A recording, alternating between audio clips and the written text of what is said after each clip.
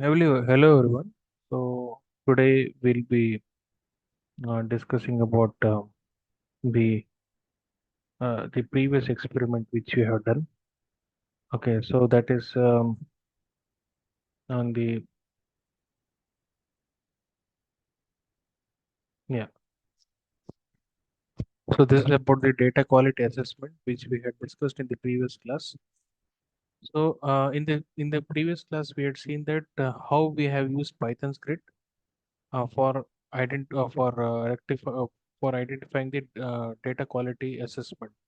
So you will be given a CSV file which is nothing but a customers.csv file. Now, in that customers.csv file, what are you supposed to do is you need to identify the inconsistencies in that. So the inconsistency in the file is nothing but you need to find out the any missing values, okay, in the CSV file, or if there is any in customer name is missing, or customer email is wrong, customer phone number is wrong, or you can say the city that is entered, all these things are wrong. So when does this happen? You actually when our customer enters the data, maybe through a form or something. Okay, so while entering, what happens is some data will not be keeping any validation to that data. Okay, so for example, email, we have not kept any validation that okay, that it should have username followed by at and then followed by domain name or something like that. We have not kept it. Even we have not kept that name should be numbers, or name should be in characters instead of numbers. Age should be mandatory. So no validation is kept while creating a form. At that point of time, what happens? The customers enter their data, but while taking the report, okay, we find that okay, when we export the CSV, we'll find that there are so many duplication of the data. Maybe the customer has entered the data twice, so duplication of data will be there. Some missing values will be there. Some inconsistent entries will be there. So as a data scientist, what are we supposed, or data engineer, what we are supposed to do is we are supposed to ensure that these data are being cleaned. Okay, before we take it to the analysis. So at the data scientist level, we are actually taking the CSV file, we are supposed to process that data. Okay, as a data engineer, we are supposed to process the data, and once we process the data, the clean data should be uploaded.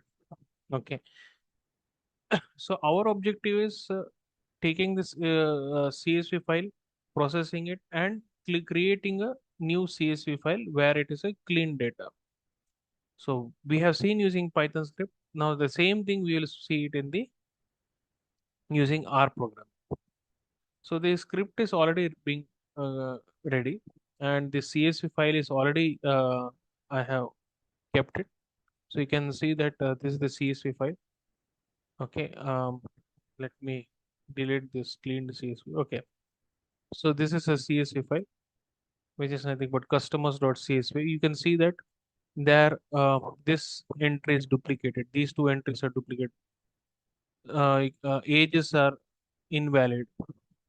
Some city values are okay, they're invalid. And you can see even in the email also, the domain name is not there. Domain name is there, but it is username and domain name written together. There is no at symbol. Here there is no domain name. Here nothing is there. That is in the an at value is there.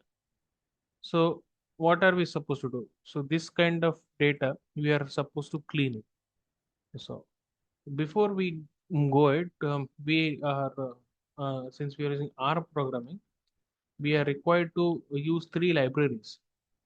So here are the three libraries which we are using. One is dplr, then stringr, and reader. Dplr is nothing but a library which is used for your data manipulation function. So data manipulation is nothing but you are using this distinct function. So for example, to remove any duplicate rows or something, or duplicate entries are there. So for that we are using data manipulation.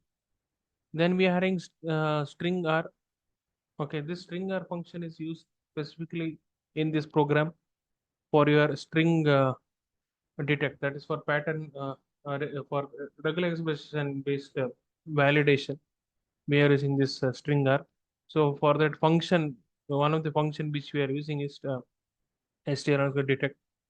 That is, we are detecting the string function written in an email um, attribute or in my CSV file by using a regular expression.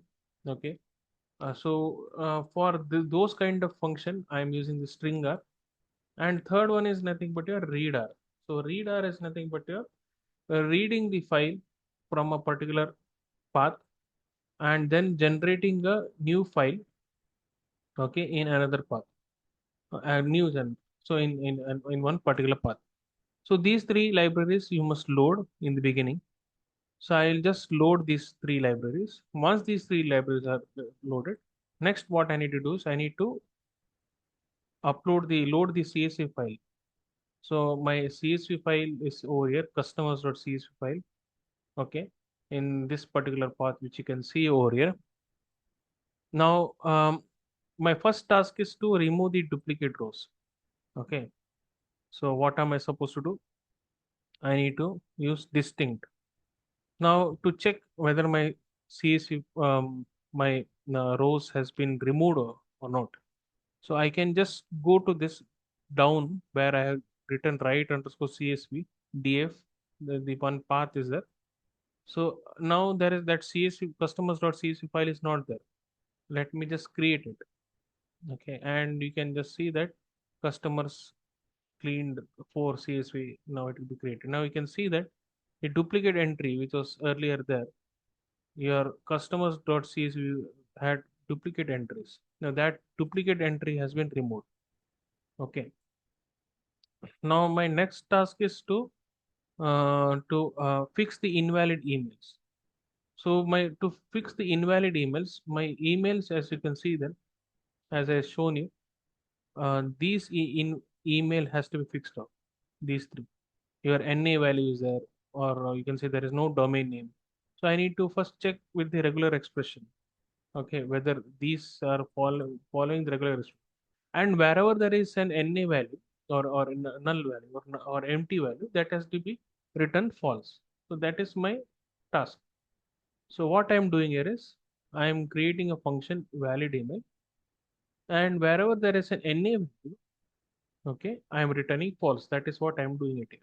That means nothing is there. I am not going to check any with the regular expression for that invalid or null value. Now for others, what I'm going to do, I'm going to do string detect. Okay, with this regular expression which I'm talking about. This is nothing but you can say the pattern which is used for your username followed by plus at which is used for your at symbol in the email, then followed by domain name like Google, Gmail, whatever it is, followed by the delimiter dot. So whatever the email domain name followed by domain name, also followed by delimiter.com or something. So we'll be using those. So that is dot, and followed by the or com org, another uh, set of strings, another set of expression. So for that again I need to, okay, run this function. Once I run this function, as I said, okay, now matching is done. Wherever there is NA, it has written false. Now my next task is, okay, to apply wherever we have found that this expression is to be false, that I need to replace with an NA. So what I mean is that in my email attribute, okay, if what I'm trying to do is wherever there is a valid email, okay, so I'm not going to do anything in my email attribute. If there is a valid email is nothing but if it is matching this expression, then I'm not going to do anything else. What I'm going to do is I'm going to replace that my in my email the value with NA value. So what I'm trying to say is that, so here when I once I run this, and let me check it. So what you can see over here is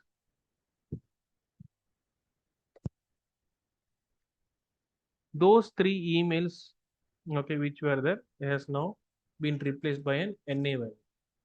Okay, so that is what we have done here. Now next thing is those NA values which I am talking about. It I need to use some email address, so I am using some unknown at example.com, something like that. So I am using unknown at example.com and again run it. So what happens here is in my CSV file, now that NA value which was there has been replaced by unknown at example.com. Now this task is also done. Now my next task is to replace ages. So this 0 is invalid age. All these two are also invalid. So I need to replace that with an median age value. Okay, so whatever the ages are there, so that has to be replaced by a median age. So first I need to find out what is median age. So before that, I need to find what is valid age. My valid age is nothing but in my age attribute, if my age is not equal to NA, if there is no NA value, or if the age is greater than 0, so that ages are known to be a valid age.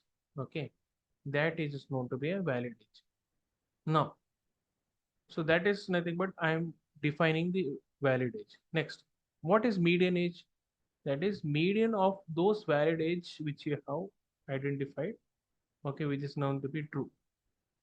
Now, next is in my age attribute, wherever there is NA value, which I was talking about, wherever there is a NA value, or wherever there is age which is less than or equal to 0. So if age is less than or equal to 0, or age is NA, which I was talking about.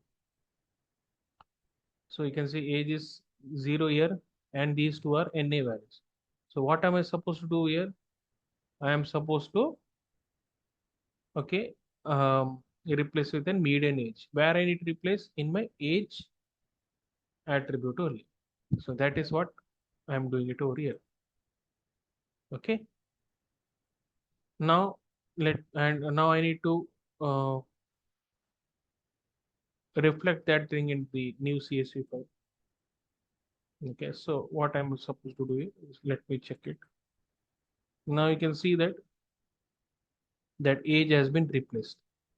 So this task is also, this task and duplication is there. Now I am left with the name and the email. So this is my next task. So my next task is wherever there is name, okay. So if there is an NA value, or if there is some, like I'll say that NA and some other values are there. So in my CSV file, you can see that, okay, here you can see it is having NaN, or if there is, it was blank one. So at that point of time, what I'm supposed to do, I need to replace that with some another values. So I'm doing the same thing. So I'm just, okay, replacing those values and run this. Okay, what you get is nothing but a CSV file where your name has been replaced now. Okay, this name, okay, and this city also has been replaced. So you can see that this is a cleaned CSV file where all those irregularities which are there, that has been removed. Okay, so so that's it. I hope things are clear. So if there is any queries, we'll start discussing the session. Okay. Thank you everyone for cooperating. Thank you for joining.